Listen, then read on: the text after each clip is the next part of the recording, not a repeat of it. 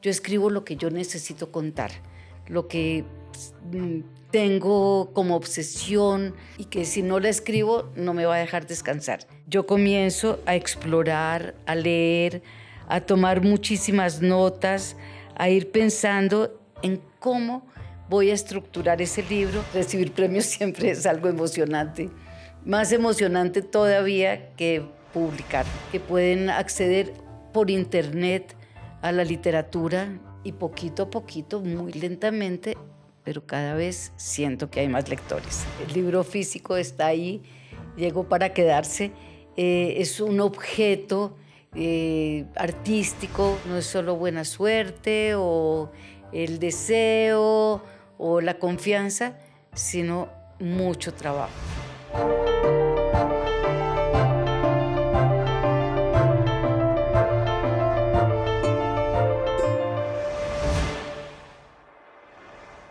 Resiliencia, disciplina y perseverancia.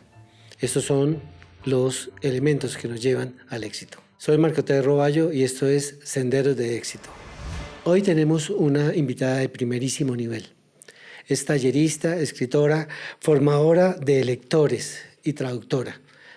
La señora Irene Vasco, colombiana, bogotana, como yo.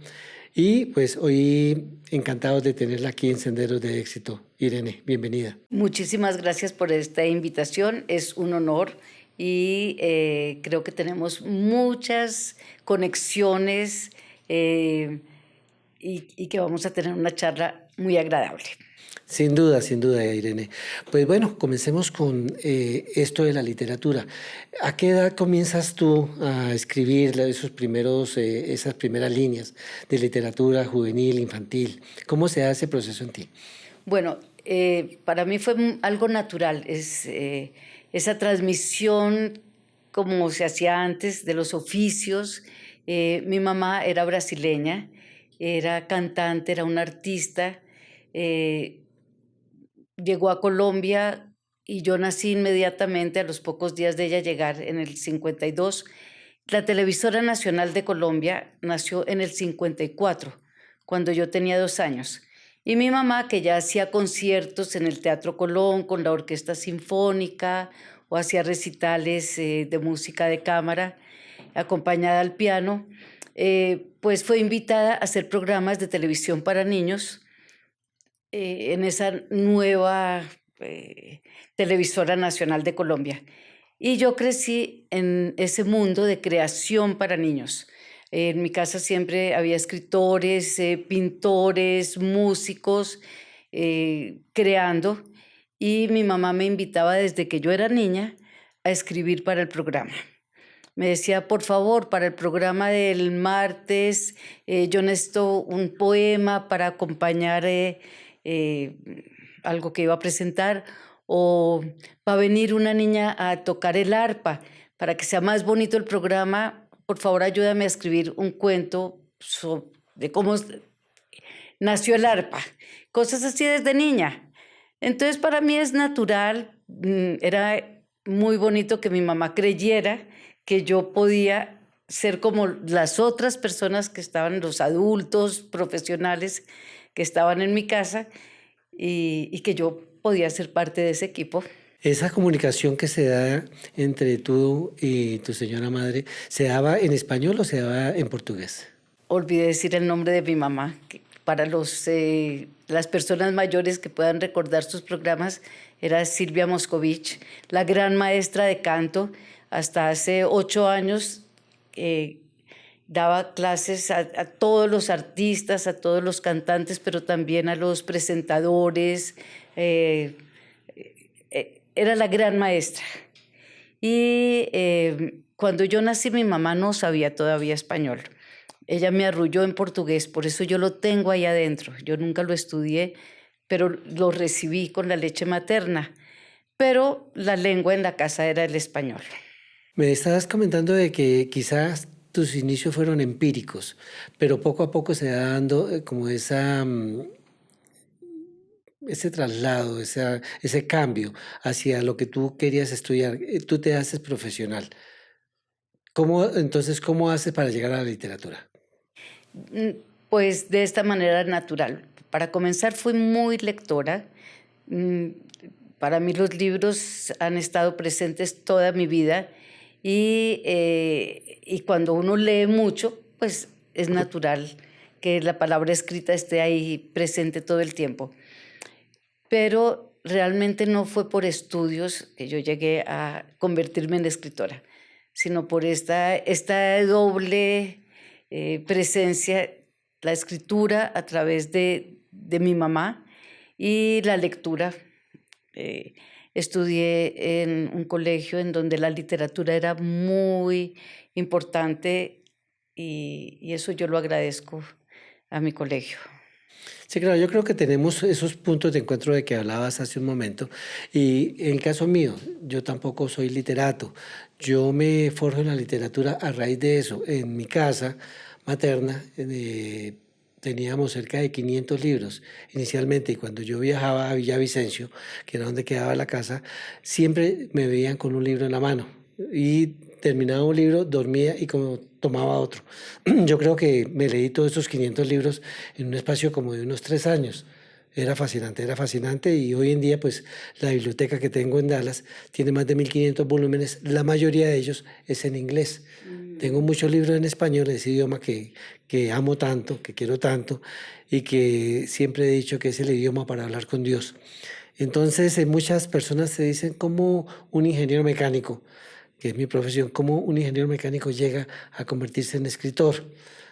Yo creo que con eso se nace, ¿cierto, Irene? Yo creo que eso viene en las venas con nosotros. No es que nosotros lo hayamos querido meter a la fuerza dentro de nuestro ser, sino que está ahí desarrollándose. Tú lo descubres también a temprana edad. Sí, nunca he pensado mucho en eso, que cómo, solamente me leían desde niña, porque yo creo que la escritura es comunicación y que uno escribe para ser leído. Y si yo tenía esos interlocutores, esos lectores desde niña, entonces es algo con lo que he vivido siempre. Y lo necesito, me hace falta sentir que me estoy comunicando con otras personas y que es a través de la palabra escrita que puedo hacerlo. Claro, esa es nuestra comunicación. Siempre tenemos un punto, el punto final donde termina nuestro tiempo como escritores y ahí comienza el tiempo del lector. ¿Cuál es tu primera obra, Irene? Don Salomón y la peluquera en la colección que creó Margarita Valencia en Carlos Valencia Editores. Carlos Valencia era de la casa, era amigo de mis padres, siempre había escritores y editores y artistas vinculados a mi hogar y eran grandes amigos, así que Margarita era amiga mía desde niña. Pues no éramos tan cercanas, pero pues compartíamos muchas cosas. Y cuando ya fuimos adultas, la encontré un día en la Fundación Rafael Pombo, de la que estábamos hablando hace un rato, y ella me preguntó yo qué estaba haciendo, y le dije, bueno, estoy escribiendo unos cuentos, muéstramelos. Y para mí fue como, al otro día estaba llevándole los cuentos a la editorial y ella dijo que quería publicarlos. Esa fue la puerta que se abrió, enorme puerta para mí. Pronto publicamos Conjuros y Sortilegios y mi primera novela juvenil, Paso a Paso, y Margarita fue realmente quien me dio esa posibilidad de entrar en el mundo editorial. ¿Cómo recibes con satisfacción esa primera obra, esa obra prima que sale al mundo, que deja ver a esa Irene Vasco, que le da esa pantalla al mundo, esa vitrina al mundo de una escritora que estaban haciendo? Para mí era muy emocionante. Yo creo que para cualquier escritor ver que eso con esas palabras con las que juega en casa, de repente se convierten en un libro y que el libro es leído por otros y que llega a las librerías y a las bibliotecas. Por lo menos para mí es muy emocionante, muy gratificante. Han pasado muchos años, más de 30, y son muchos libros y sigo sintiendo lo mismo. Pero bueno, el primero siempre es algo especial. Recuerdo que me entregaron el primer ejemplar el día de mi cumpleaños, que es un día especial, el 23 de abril. y que es el Día del Idioma y no sé qué, y mi familia, mis padres, mi esposo, me invitaron a comer y yo llegué con mi primer libro, eso era como un gran acontecimiento. Llega uno con él pegado al pecho, Sí, porque hace parte de uno. exactamente. Más de 20 libros escritos, Irene. Alrededor de 40. 40 libros. Sí, entre libros de ficción y libros informativos y cartillas, por ejemplo, cartillas para bibliotecarios. eh, entonces, pero son públicas, son libros publicados. Muchas ocasiones, yo tengo 4 hijos, muchas veces me preguntan las personas, ¿cuál es tu hijo predilecto? Yo digo que los hijos no pueden, todos son iguales. Pero cuando me hablan de mis libros, la cosa cambia. Si yo tengo un anaquel y pongo todos mis libros, hay alguno que brilla más que los demás. ¿Cuál es el tuyo? Ahí estoy como con los hijos. Cuando los niños me preguntan, cuando tengo encuentro con los niños en las escuelas o en las bibliotecas, y me preguntan que exactamente eso, que cuál de mis libros es mi favorito, yo digo, oye, ¿y tú tienes hermanos? Y si yo le pregunto a tu mamá que cuál es el favorito, bueno, pues los libros son como hijos y yo no puedo. Un día me gusta más este porque puedo jugar con los niños a la magia, como conjuros y sortilegios. Otro día me gusta más El último vuelo de Hortensia, porque estoy con unos adolescentes que están enfrentados a situaciones muy parecidas. Entonces es más dependiendo del encuentro, del momento, qué tal o cuál es mi favorito. La librería Espantapájaros, algo que yo creo que estaba dentro del programa de tu vida, de fundar esa librería y pues darle luz para que la gente la conociera. ¿Cómo se da todo ese proceso para que aparezca la librería? Bueno, ese también tiene que ver con mi mamá. Mi mamá trabajaba con Carmiña López, estaban haciendo unos guiones para hacer unos programas de televisión y un día Carmiña le dice que con su hermana están pensando en abrir una librería para niños. Y mi mamá dice, ay, a Irene le encantaría estar con ustedes. Y ellas me aceptan como socia.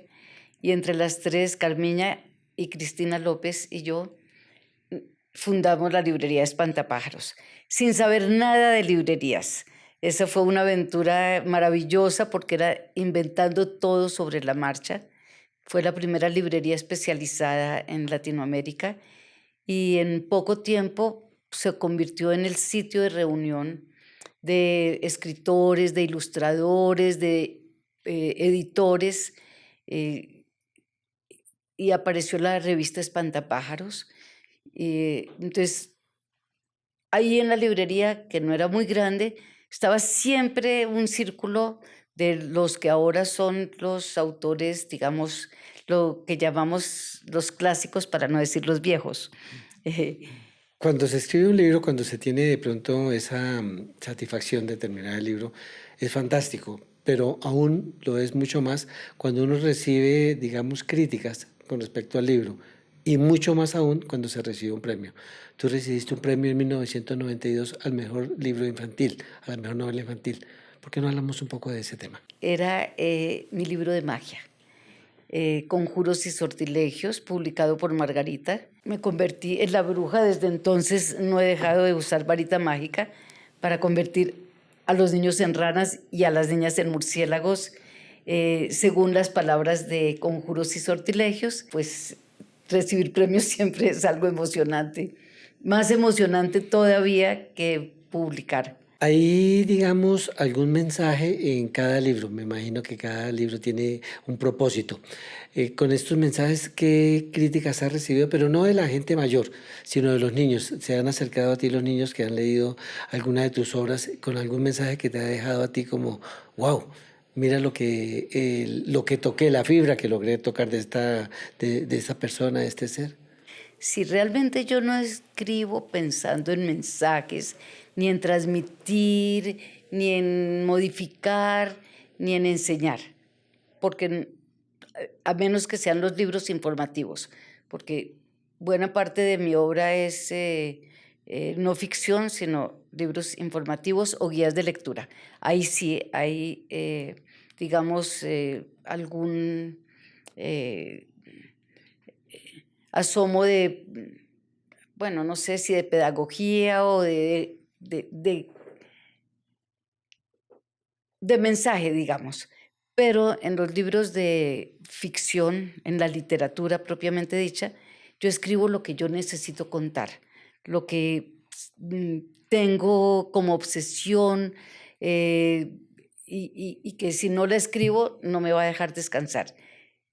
Lo que pase después con los lectores, pues es una incógnita, pero con el paso de los años sí he recibido, no sé, respuestas muy bellas, muy emocionales, por ejemplo, con el libro Paso a Paso, que ya tiene 30 años y que sigue vivo en la colección de Panamericana, mm, y que en ese momento fue como una vuelta de tuerca en la literatura latinoamericana, porque comienza con una niña de unos 15 años contando desde el momento en que secuestran a su padre. Ahora hay muchísimos libros sobre secuestros, en ese momento no, y mucho menos para niños.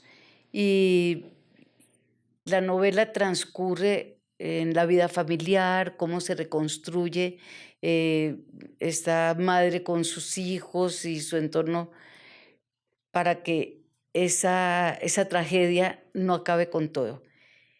Eh, no me quieren por el final, porque hay un final abierto. Yo no iba a dar ninguna solución, porque, porque la vida no tiene soluciones tan fáciles. Y a lo largo de los años he ido encontrando lectores que me dicen, ay, tú eres la autora de Paso a Paso. Es que ese fue el primer libro que yo me pude leer completo. Es que me hizo llorar tanto, pero por favor cuéntame del final. Y esa retroalimentación, pues para mí es muy emocionante.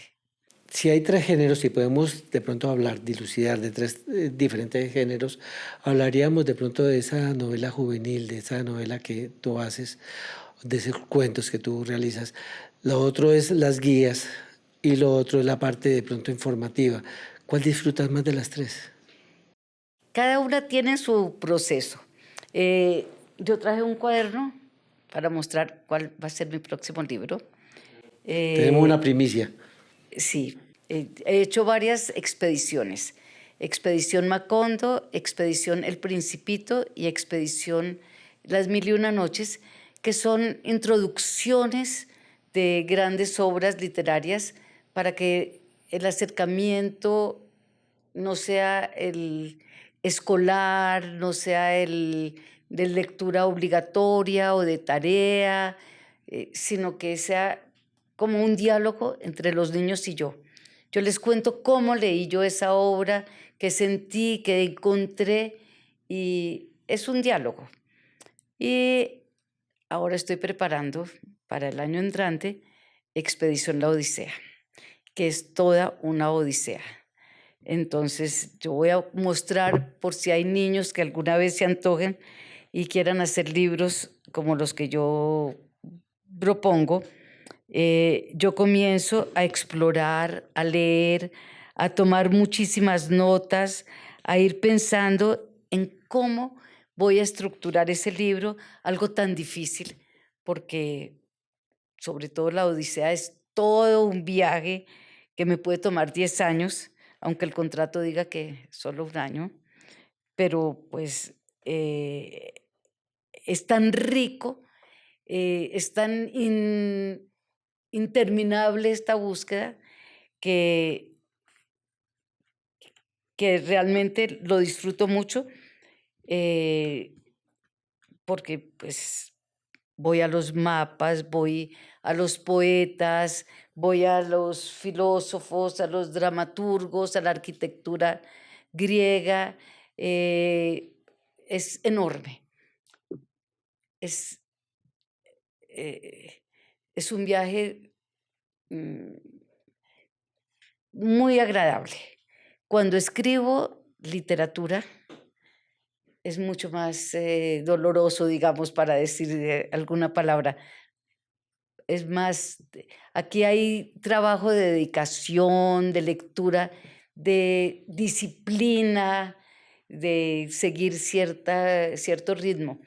La literatura de ficción es mucho más emocional. Yo estoy en un estado de ánimo diferente, estoy metida en un personaje, estoy viviendo otras vidas que no son así de disciplina y a veces no sé qué va a pasar. Y el libro queda parado durante mucho tiempo porque no he sentido qué le va a pasar a mis personajes. Y eso es más difícil. Para los que escribimos, para los escritores, para los autores, todos los medios, todos los procesos son válidos en la forma de escribir. Yo tengo uno particular.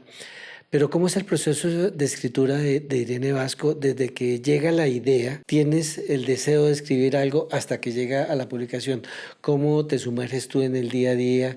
¿Haces esa bitácora, haces esa escaleta de lo que quieres escribir, lo divides en capítulos? ¿Cómo es eso? ¿Cómo lo vas argumentando? ¿Cómo es el proceso investigativo? ¿Alguien te ayuda? ¿Lo haces sola? ¿Cómo haces todo ese trabajo? No, yo trabajo sola. Yo, por ejemplo, en estos libros, en estas guías de lectura o en los libros de historia de Colombia, como La independencia de Colombia, así fue, son libros de entrar a otros libros, a internet, son búsquedas. Mm, Y yo no tengo unos horarios así definidos. Yo viajo mucho, yo tengo que hacer muchos talleres. A veces es una vez a la semana que estoy fuera de mi casa. Entonces es cuando estoy tranquila y puedo disponer del tiempo eh, sin un horario fijo. Cuando estoy escribiendo ficción, puedo demorarme lo que yo quiera. Nadie me está exigiendo que termine. Como estos otros libros, si tienen un contrato, son libro de editorial, de editor, y tengo que ir presentando avances. Los de ficción es lo que yo quiera y puedo demorarme 2 años, 5 años. eh, Tiene que ir madurando la historia dentro de mí.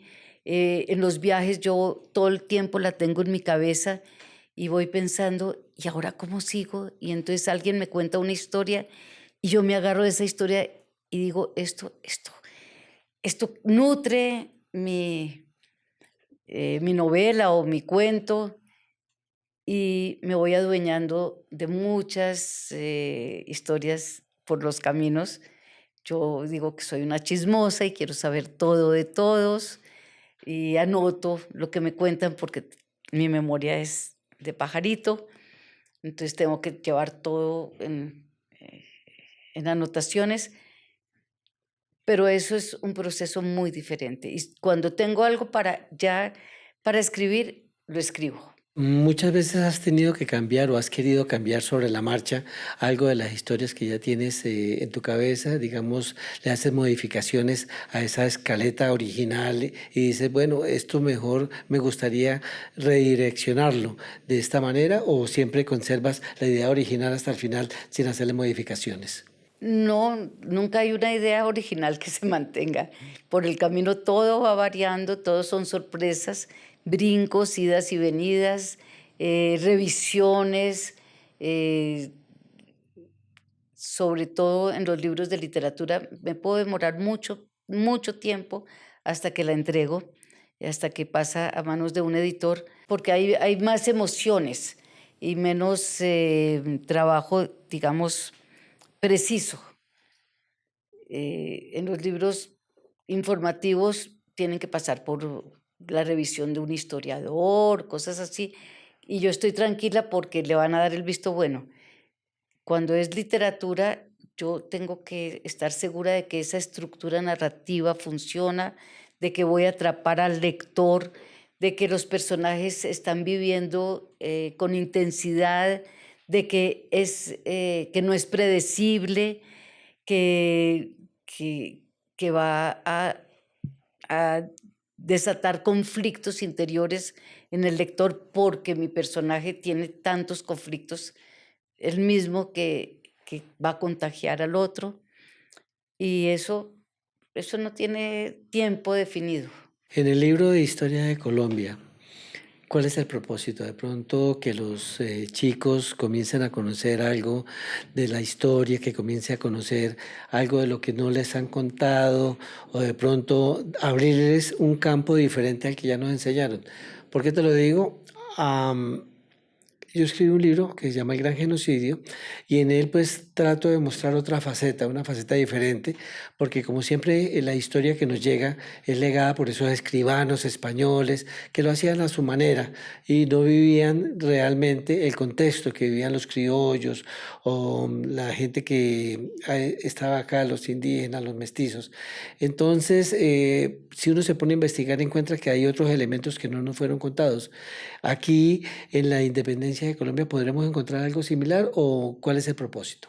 Sí, no es la historia oficial, sino las fuentes cruzadas que yo pude verificar.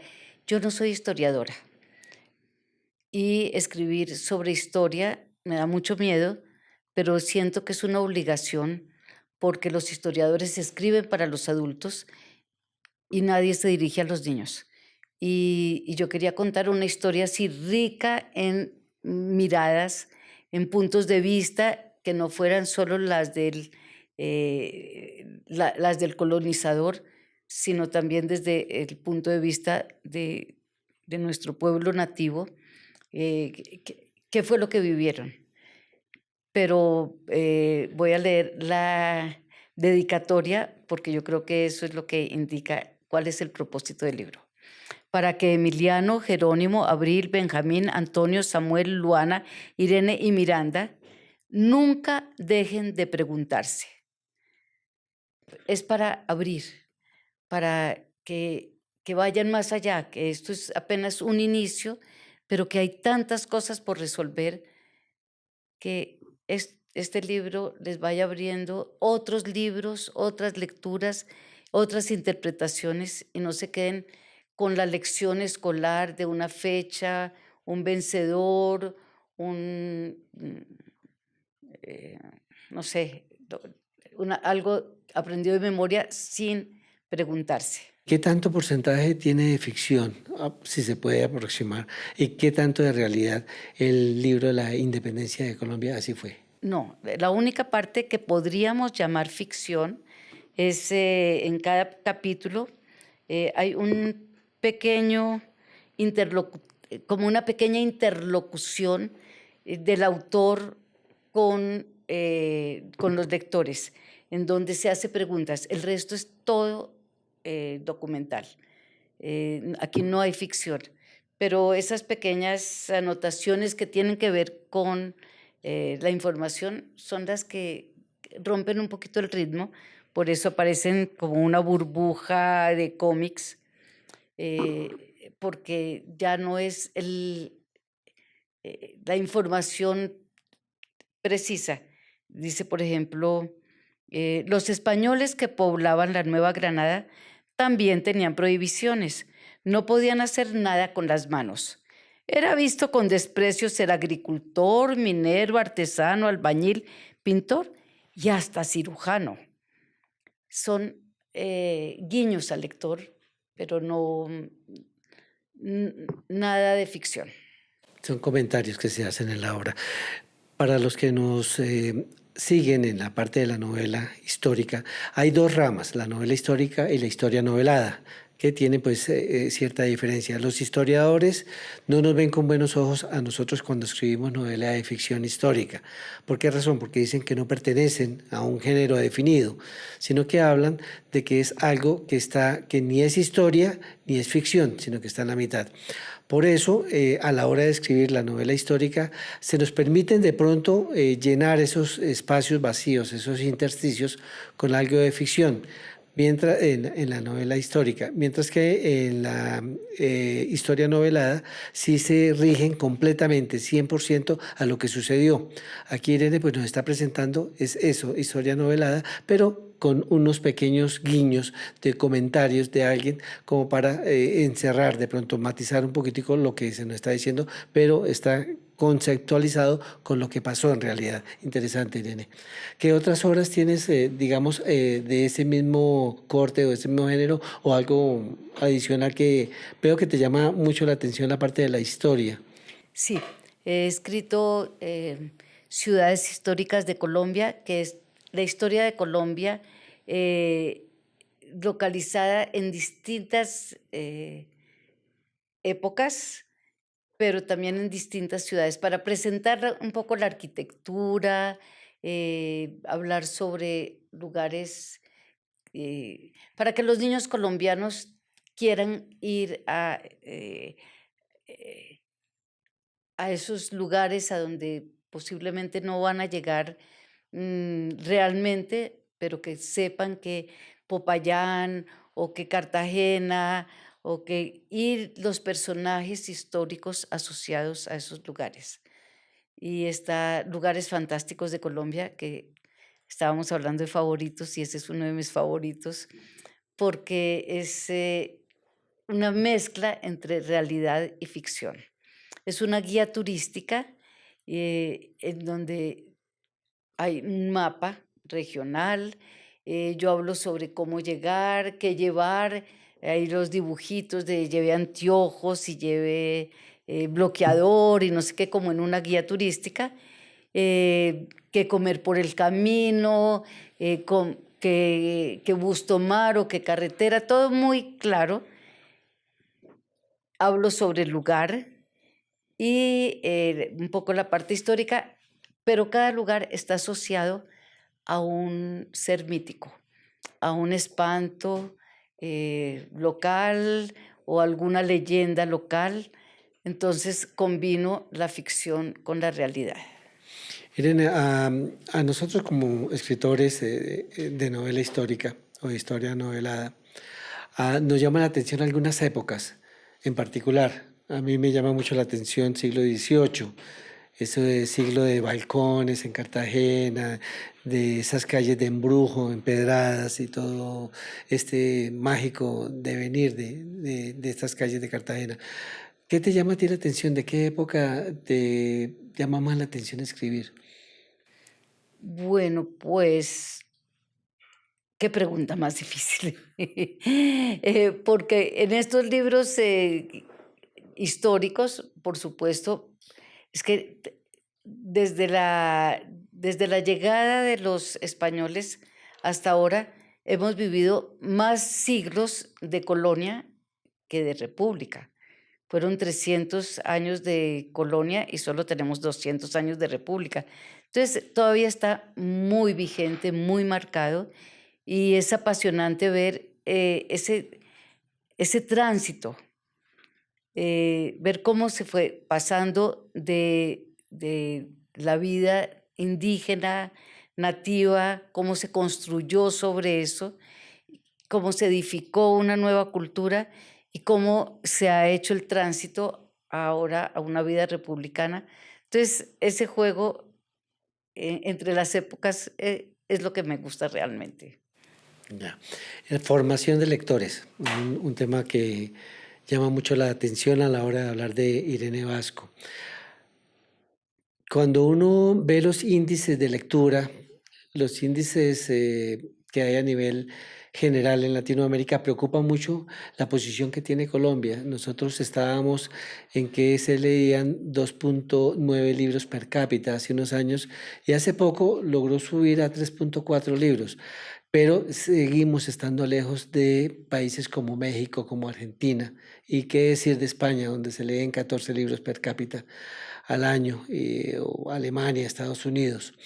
Yo creo que esa parte de hacer la novela gráfica, la historia novelada, pero bajo novelas ilustradas, llama la atención y es una forma, creo, sin temor a equivocarme, de que es tratar de agarrar al niño y introducirlo por medio de las imágenes y poco a poco que ellos se vayan metiendo dentro de la literatura, porque muchas veces cuando uno escribe prosa, para ellos puede ser muy pesada y los aleja en lugar de acercarlos. Y por otro lado, pues contamos con ese terrible problema de la Internet que para esa época no es buena, para esa edad de los niños no es buena. ¿Por qué? Porque muchos de ellos tienen tendencia a quedarse con ir a Google y comenzar a escribir o a mirar cosas que están escritas ahí, a leer eso, pero los alejan de los libros. ¿Cómo ves tú esa problemática, si se puede llamar de alguna manera? Sí, no, yo la veo con otro prisma. Yo he recorrido el país, he visitado bibliotecas y escuelas y hogares comunitarios en lugares realmente alejados de los cascos urbanos. He estado con las madres comunitarias en sus hogares a mucha distancia de los centros poblados y he visto cómo el país se ha ido transformando. Eh, Hablábamos hace un momento sobre estos pequeños, estos cortos, pequeños no, sino cortos, 200 años de vida republicana y de una larga colonia en donde era prohibido para la población nativa y la población inmigrante de África acceder a la educación. Los libros eran solo para los colonizadores y sus descendientes. La palabra escrita estaba prohibida para los esclavos. Entonces, en 200 años transformar a un país no es fácil, es algo lento. Los libros ya están llegando a estos lugares. Hasta hace poco no había libros. ¿Cómo iba a haber lectores si ni siquiera había libros? Hay toda una nueva generación en donde ya la gente puede acceder a la escuela, donde puede ir a las bibliotecas que se multiplican por todo el país, que pueden acceder por internet a la literatura. Yo no niego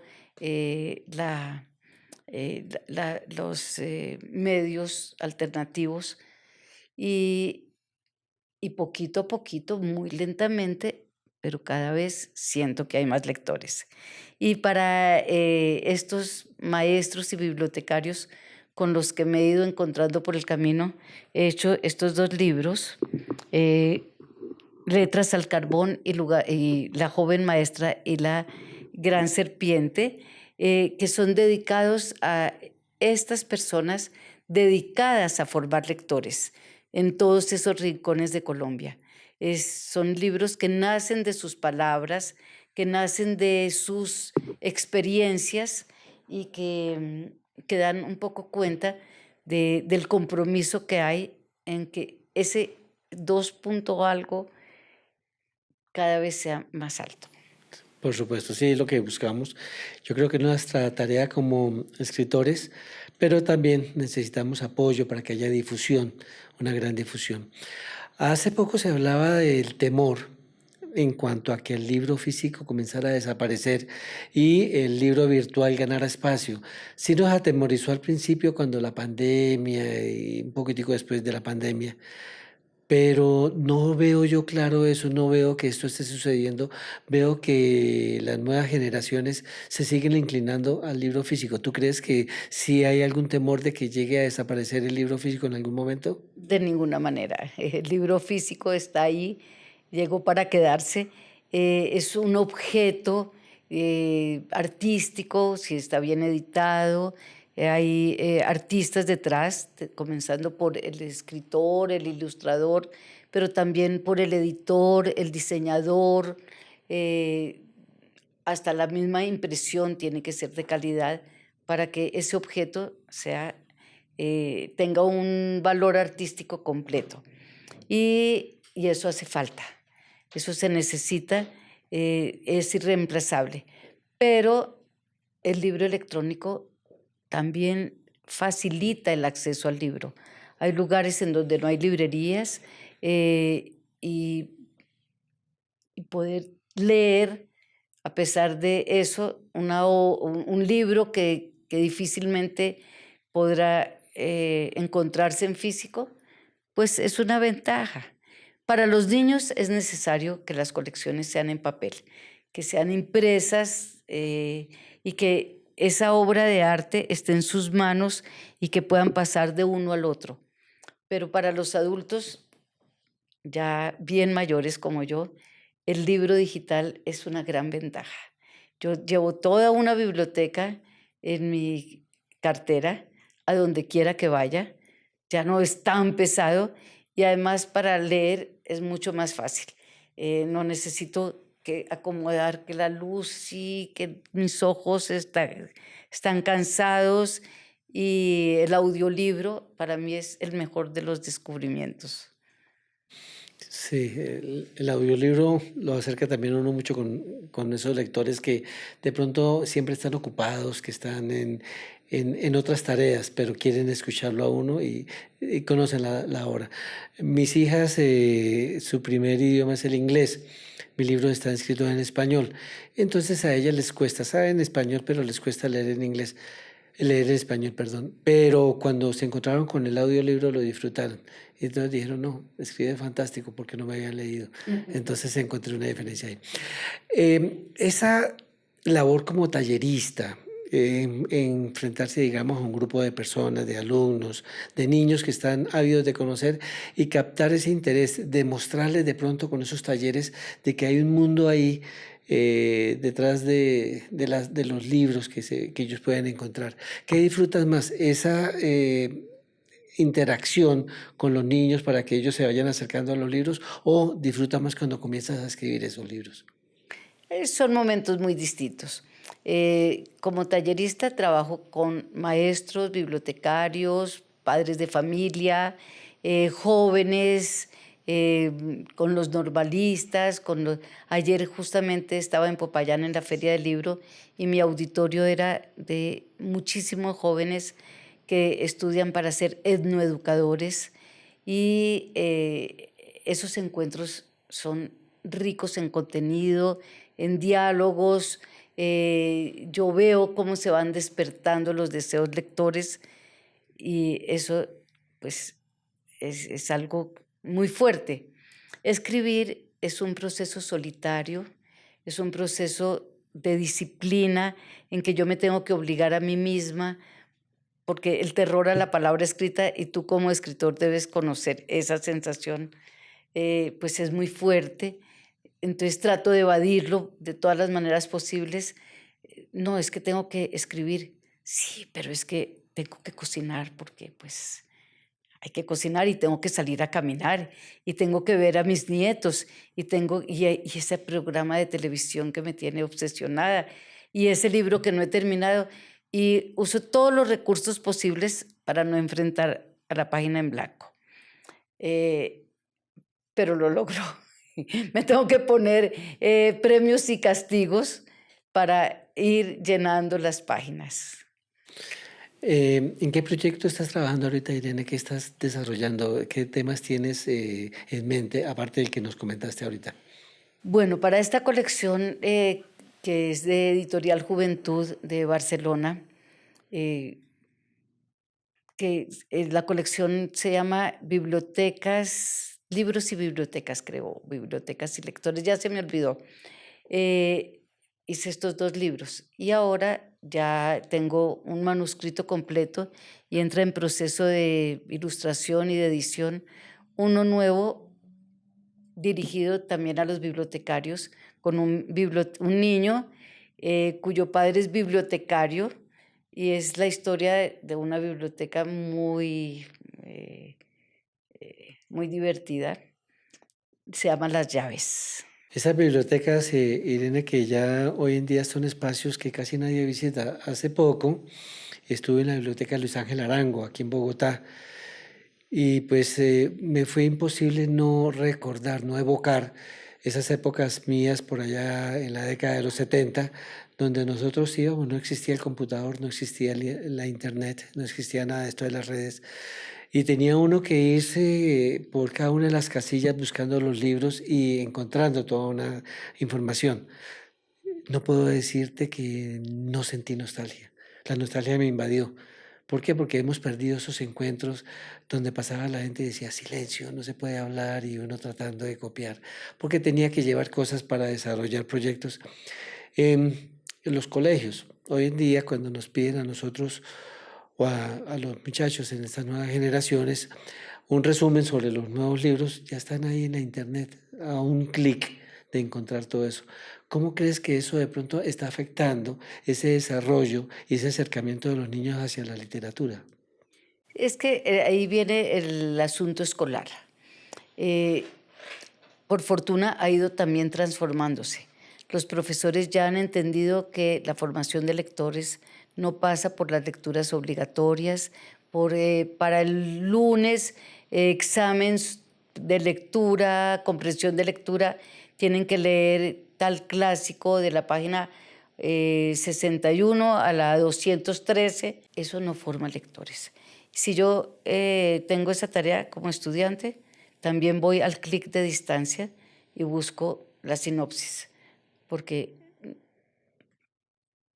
con frecuencia los lectores no están listos para asumir esa obligación y la trampa se hace fácil.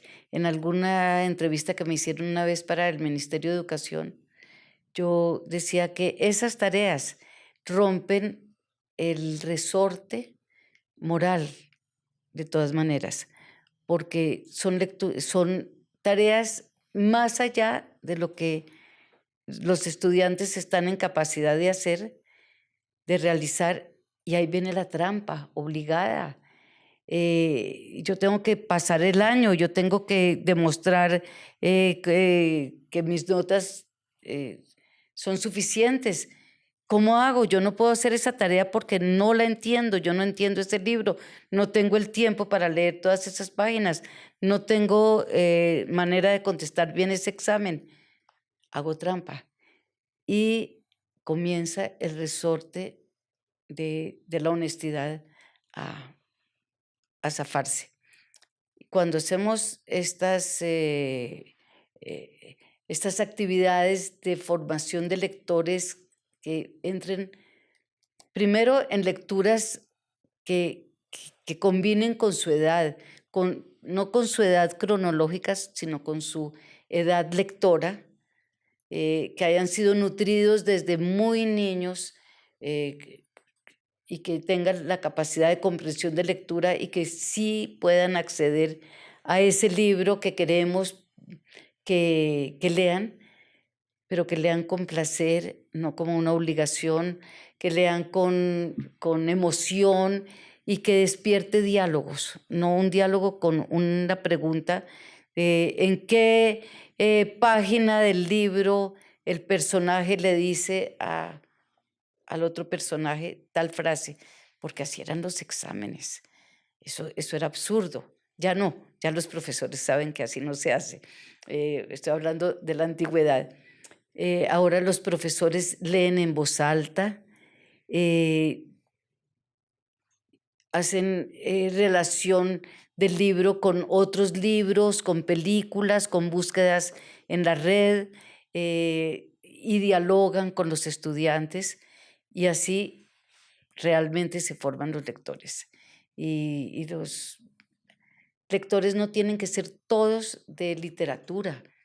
Los lectores necesitan de la literatura para aprender a leer con sentido, pero luego tú como ingeniero mecánico puedes interesarte mucho más en una cosa muy difícil que yo no voy a entender nunca, llena de fórmulas, y lo puedes entender con placer y otro lector va a buscar cosas que tengan que ver con el cuerpo, las cirugías de corazón, pero van a leer con sentido, con comprensión, gracias a su formación lectora. Esta formación de lectores yo creo que no debería ser tarea solamente de nosotros los escritores o de los talleristas.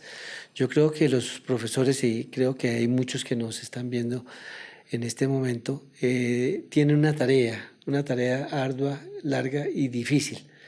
Pero también los padres de familia. Yo creo que los padres son llamados a que nos apoyen con eso y puedan incidir en esa educación de los hijos, porque no le podemos dejar la educación simplemente al Estado. Yo creo que también es responsabilidad nuestra. Y de esa manera podríamos ganar más lectores. porque en la lectura de pronto los vamos a alejar de muchas cosas. La lectura es sana, la lectura aleja a los niños de los vicios y los lleva por un mundo cómodo de enseñanza, de ilustración. ¿Qué consejo le das a esos maestros para que ellos de pronto puedan apoyarnos y puedan dirigir, y a los padres de familia que también nos están escuchando, para que puedan incentivar eso en los niños?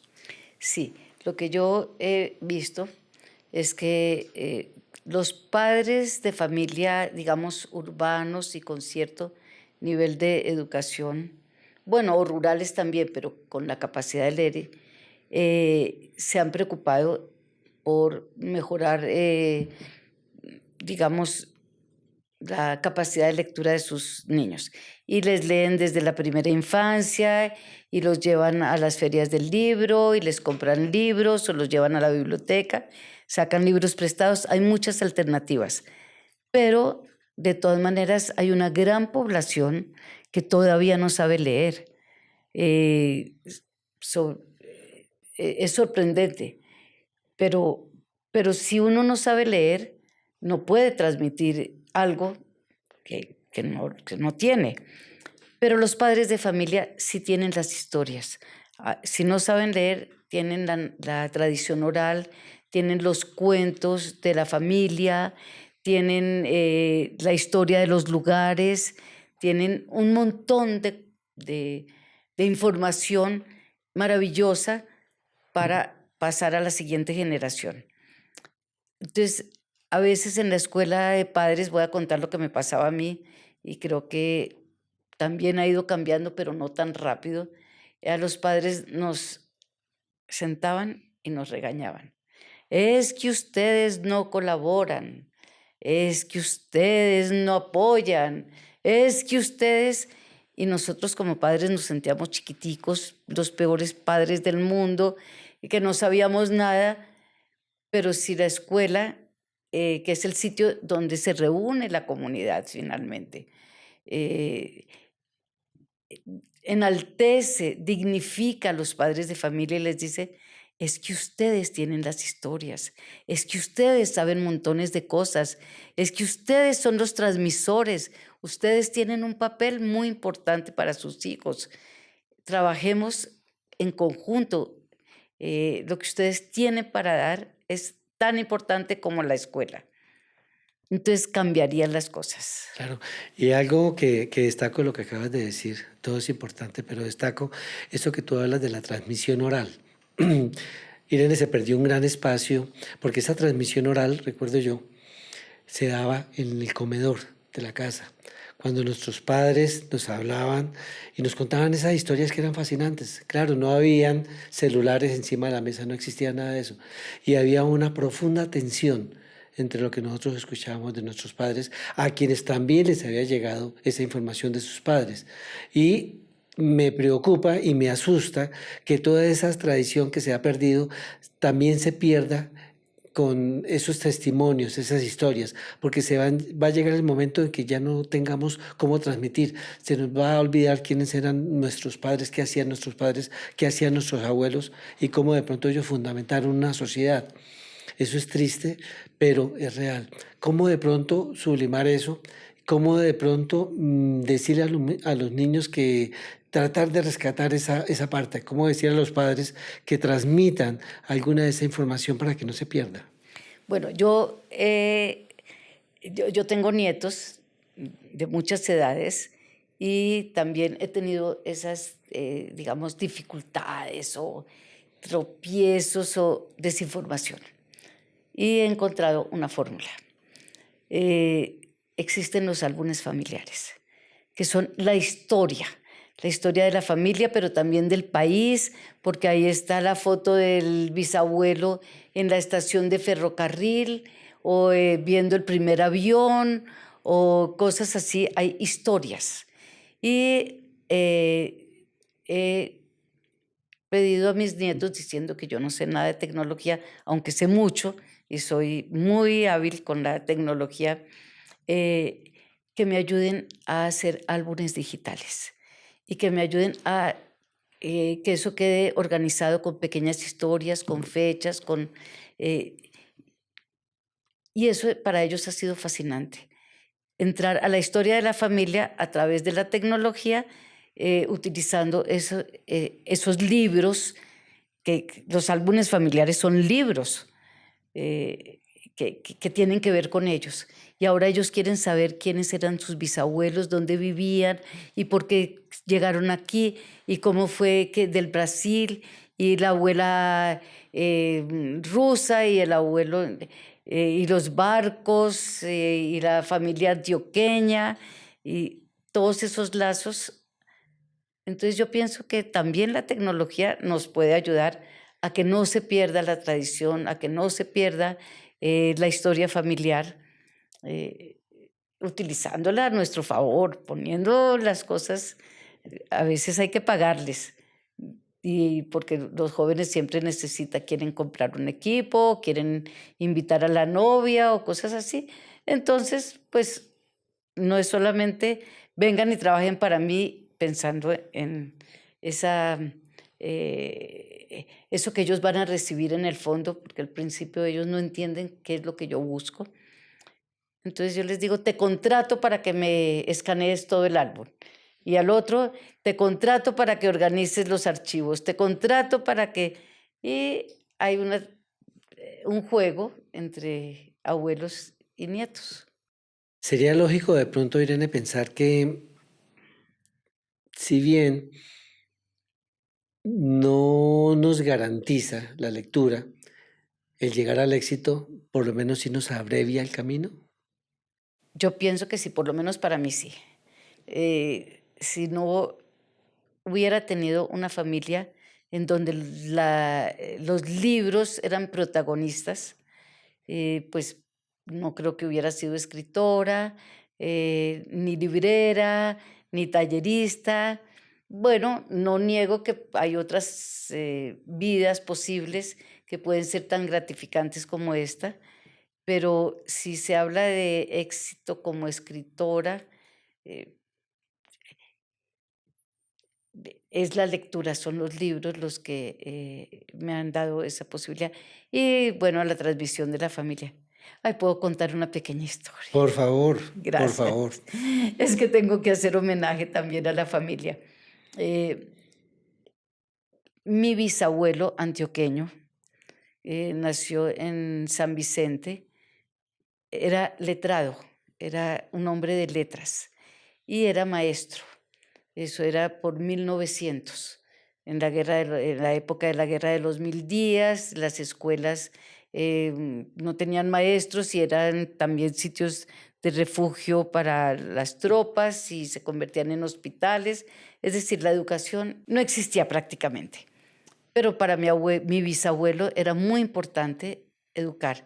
Y él iba de pueblo en pueblo por el norte de Antioquia, reunía durante un tiempo a los niños de ese pueblito y les enseñaba a leer. Y luego montaba toda su biblioteca y a sus dos hijos, que eran mi abuela y mi tío abuelo, en el burrito y seguían al otro pueblo. Era un maestro de burrito. Mi abuela nunca fue a la escuela, pero vivió la escuela de su padre, la escuela de burrito, y aprendió a leer y era una gran lectora. Y escribía maravillosamente bien, sin haber ido ni un solo día a una escuela regular. Y yo creo que esa imagen de mi abuela leyendo al lado de la ventana, mientras yo estaba siempre en su habitación, yo la acompañaba mucho, eso me marcó la vida. Yo quería sentir ese placer que mi abuela sentía. Ella pasaba horas con un librote, una novela, buscando la luz de la ventana. Y yo decía, "Ay, qué delicioso se ve lo que ella hace. Yo quiero sentir ese mismo placer". Y bueno, y lo siento. Irene, ya casi terminamos. ¿Qué mensaje le podrías mandar a la gente, esa gente que de pronto siente que encuentra obstáculos en su vida y que no ve en el camino al éxito por ningún lado? ¿Cómo de pronto decirles de que sí hay algo, de que hay que perseverar, de que hay que seguir una disciplina, que tener mucha confianza en sí mismos y que puedan llegar a lograrlo, todo lo que se puedan trazar en su destino? Sí, yo pienso que hay que tener confianza, pero que hay que enfrentar con valor, compromiso, disciplina. Las tareas, yo encuentro muchas veces a maestros o bibliotecarios o padres o a las personas que asisten a mis talleres que me muestran lo que están escribiendo y que quieren publicar, y a mí me desconcierta un poco porque, porque son, porque yo siento que no le dan suficiente, que no ponen suficiente trabajo ni le dan el valor necesario a eso que quieren entregar a los demás, que son muy rápidos, improvisados, sin nutrirse de otros libros, sin ser más lectores, sin trabajar más, y publican con muchos esfuerzos sus libros que nadie va a leer porque no son de calidad, porque no hay un trabajo comprometido detrás. Entonces, no es solo buena suerte o el deseo o la confianza, sino mucho trabajo. Irene Vasco, 40 libros escritos y no se ha quedado solamente en la tarea de escribir, sino también de promulgar, de difundir la obra, creando nuevos lectores. Irene, muchas gracias por habernos acompañado. Para mí ha sido delicioso haber compartido contigo todo este video podcast. No sé si quieras agregar algo, mandar algún mensaje para los que nos están viendo, los que nos están escuchando. Bueno, pues por un lado agradezco muchísimo. Hablar de lo que uno hace siempre es sabroso, y es un honor estar aquí en este programa. Mi mensaje es que leer es maravilloso, que lean y escribir también, que cuando uno lee mucho, luego quiere contar sus propias historias, que no le tengan miedo a la página en blanco y se den el regalo de escribir para que otros los lean. Bueno, ya saben entonces, gracias Irene. La tarea es entonces que sigamos leyendo y si nos queda tiempo, volver a leer. Gracias a todos ustedes.